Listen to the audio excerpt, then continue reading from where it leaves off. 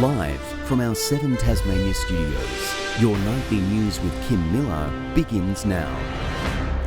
Good evening everyone. As we go to air tonight, the lockdown for southern Tasmania has just lifted with no new positive COVID cases in the community.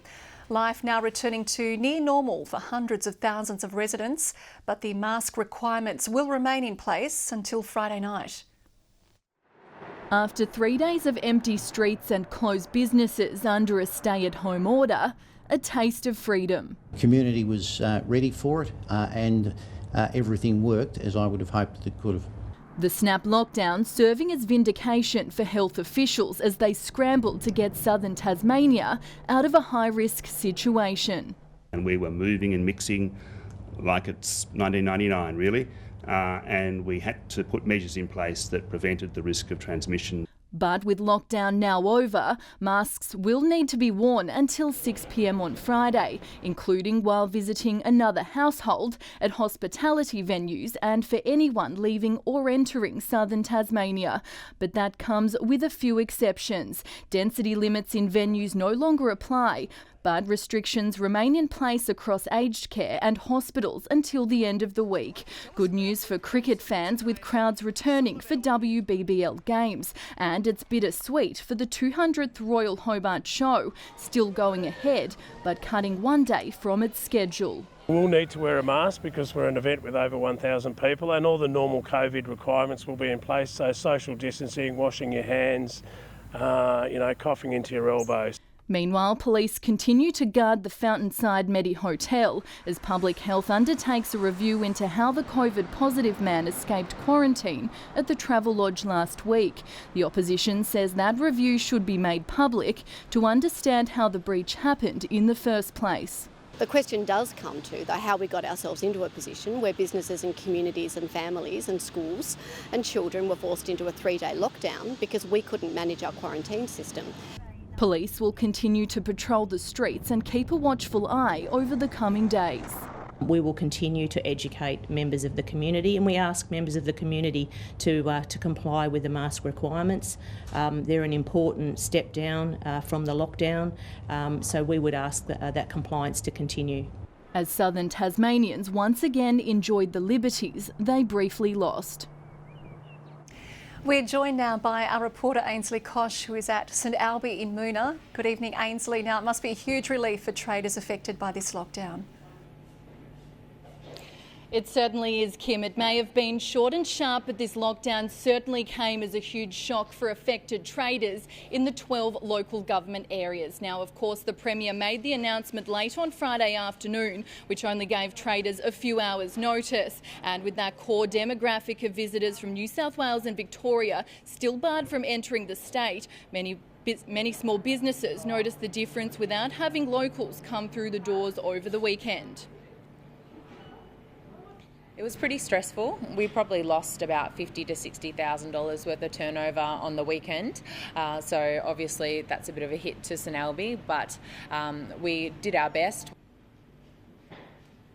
Now, thankfully tonight things are returning to normal, but the mask rules still apply, of course, with the exception of consuming food and drinks. The Premier indicated today we can expect to see modelling by the end of this week on how the state would cope with COVID cases once we reach the 90% double dose vaccination mark, adding this could be the last lockdown Tasmanians experience before we open the borders to the rest of the country.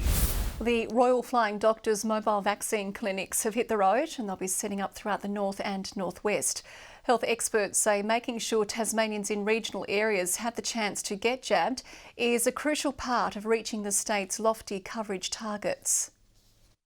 Taking Pfizer to the furthest reaches of the state. As the wheels on this bus go round and round, Tasmania's vaccine rate goes up and up. And there are a lot of accessibility issues for individuals accessing the vaccinations, such as transportation or even the understanding of where they can go to get them. 100 doses a day to be delivered on the Royal Flying Doctors service bus. The health organisation saying they're uniquely positioned to tackle hesitancy. We've got a really positive brand in the communities. We work in most of the communities that we'll be travelling to. After today's launch in St Leonard's, vaccination buses will be visiting Westbury, Strawn, Beaconsfield, Beauty Point, Tulla and Waratah this week, before stopping at 16 more locations across the north and northwest in the following fortnight.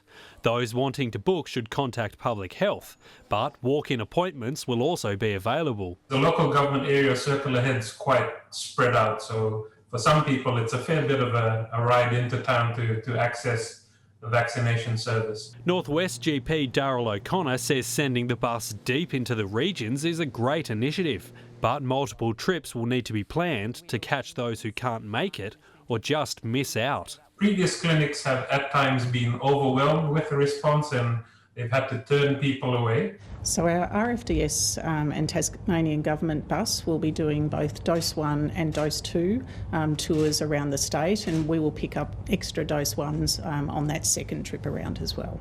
With the south now breaking out of its snap lockdown, Tasmania is set to pass 70% fully vaccinated later this week. The Premier urging Tasmanians to take up a permanent ticket to freedom. Josh Duggan, 7 Tasmania News. Police are investigating whether rocks thrown from an overpass on the Brooker Highway caused a crash, a truck smashing into the bedroom of an elderly man. Neighbours still shaken this morning, recalling the moment they heard the collision just metres from their house.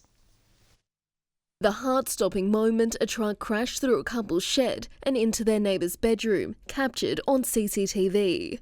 Oh, it wasn't good. It wasn't good. I couldn't catch my breath for a while. It was pretty shaky. It was quite horrible to see. Jasmine and her partner Sean were sitting on their couch when they heard a loud bang at around 10 p.m. Instantly, I just called 000 and my partner just went around there to see what was the go, and we had a lot of help from neighbours. I seen the fella from the house. He was, a bit shaken up, but he seemed okay, not hit or anything. The 16.5-tonne tip truck was travelling at 100 kilometres an hour on the Brooker Highway when the 34-year-old driver lost control, crossing onto the opposite side of the road, hitting a guardrail before crashing into this home where a man in his 70s was sleeping. He incredibly escaped without injury. This was an extremely significant incident. Police are now investigating the cause of the crash, looking into the possibility rocks were thrown from this overpass into oncoming traffic. A rock approximately the size of a football located by police. He believes that the rock had penetrated into his windscreen and had struck him in the chest, and that was what caused him to lose control of the vehicle.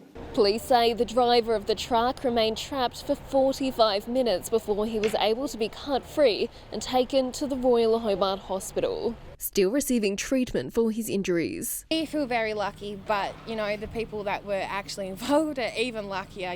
A miracle the damage wasn't worse and no one lost their life. Next Sides, 7 Tasmania News. A man has been sent to jail for 8 years for attacking a teenage girl in Launceston with a pair of scissors. Michael John Cowie attacked a 19-year-old juice bar worker in September last year, stealing cash from the till, an iPad and the girl's car keys. Passing down his sentence, Justice Robert Pearce told the 38-year-old it was a violent and terrifying attack on a young and vulnerable girl and motivated only by his need for drugs. Cowie will be eligible for parole in May 2027. The death of a forestry worker at Deddington will be investigated by WorkSafe Tasmania. The incident occurred last Wednesday in a logging coupe. Emergency services attended the scene. Oh, look, it fills me with great sadness. Look, any time anybody loses their life unnecessarily, and so, look, in this case, I'd extend the government's sympathies to the family of the person that's deceased. Sustainable Timber Tasmania says the incident was not related to harvesting or machinery activity. Well, they've tackled the Point to Pinnacle before, but now those behind Just Like Jack are embarking on their most ambitious adventure yet. They're running from Georgetown to Hobart, covering a marathon a day down the state before one final push up Mount Wellington. They've battled what's billed the world's toughest half marathon, and if that wasn't enough, the team behind Just Like Jack is adding an extra 250 kilometres on top. Just getting Jack out and about again.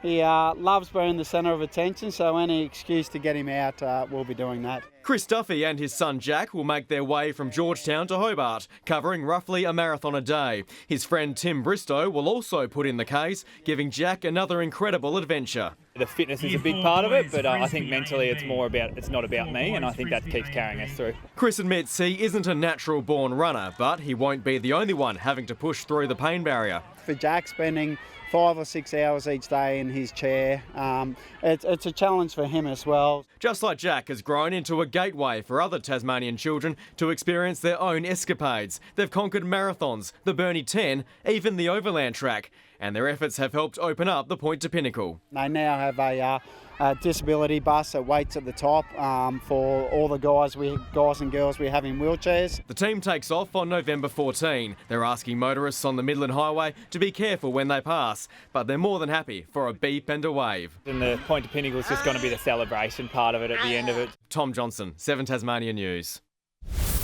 The West Tamar Council is set to decide the future of the Riverside Pool at a council meeting tomorrow. It will vote on whether to endorse the West Tamar Future Aquatic Facility Strategy, which maps a path for redevelopment of the 54-year-old centre. It's getting very, very close to its use-by date, and in fact it does require quite a bit of maintenance and upkeep. So it's very timely that we look at a new swimming pool. The plan includes a new 33-metre pool, new water slide and larger children's area. Meanwhile, Lawrence Neil-Smith has shown his credentials with the bat, smacking 60 runs for the Tigers in their Sheffield Shield match against Western Australia at the Wacker. It follows the 22-year-old taking 5 for 43 with the ball on day one. It took a beauty from Joel Paris to remove the rising star. Here comes Joel Paris. He's from the Lily Marsh stand into the ground and he's knocked him over first ball after drinks. Ben McDermott and Jordan Silk are currently at the crease. Tasmania is 6 for 187 after Western Australia posted 238 in its first innings. Good evening. Showers from the west and south spread to the remainder of the state today. Hobart and Devonport 16, Launceston 17 and Burnie 18. 19 was the high today at St Helens. The friendly beaches Wynyard and Bushy Park all 18. 17 on Flinders Island. Low Head and Maria Islands 16. 15 at Grove and Strawn and also on King Island. And Lyawini 12 degrees. On the close-up here we can see cloud covering the state today. That mid to high level cloud covering Tasmania is also over much of Victoria. More mid to high level cloud associated with thunderstorms is also seen over parts of the Northern Territory and eastern WA. Tomorrow a high pressure system is around the south of Tasmania, extending a ridge over Victoria and South Australia. A cold front crosses western WA while troughs sit across the north and eastern parts of the country. Winds south to southeasterly 15 to 25 knots, turning east to northeasterly 10 to 15 knots in the south and northwest in the afternoon. East to northeasterly winds increasing to 20 knots in the southwest in the evening. Seas 1 to 3 metres. A strong wind warning is current for northern coastal waters from Stanley to St Helens Point. A sheep grazier's warning is issued for the Furneaux Islands, central north, north-east and east coast districts, and a minor flood warning is current for the South Esk and Macquarie rivers. A partly cloudy day ahead tomorrow in Hobart, 13 degrees. Adventure Bay also 13 and partly cloudy. An early shower or two at Tarraleah, 11. Partly cloudy and 16 in Launceston, Devonport and also at Bridport. Burnie 16 partly cloudy, Strawn 16 partly cloudy and Marrawar 14 partly cloudy there. A shower or two in St Helens tomorrow, 13 at Swansea with a morning shower or two and showers easing at Whitemark 15. UV is 6 tomorrow, which is high. Sunrise is 6:16 a.m. On Wednesday, light showers about the north and upper east coast, fine elsewhere. Thursday, showers about the north and upper east coast, extending to the west during the evening, mainly fine elsewhere. And showers about the west and north, extending statewide later in the day on Friday. A sunny day tomorrow in Adelaide, 25 and Broome, 33. Showers in Canberra, 16. Melbourne, a light shower or two, 18. Showers developing in Sydney, 21 and 28 degrees in Brisbane with a possible storm. And right now in Hobart, showers are 9, Launceston showers 13, Devonport cloudy 14. And I hope you've enjoyed that break, Kim, but it's time to brace yourself because Murph and his shenanigans are really expected back tomorrow. I'll believe it when I see it. Thanks, Carmen. Well, that is all your news for now. We'll be back later with updates. Thanks for joining us tonight. Good night.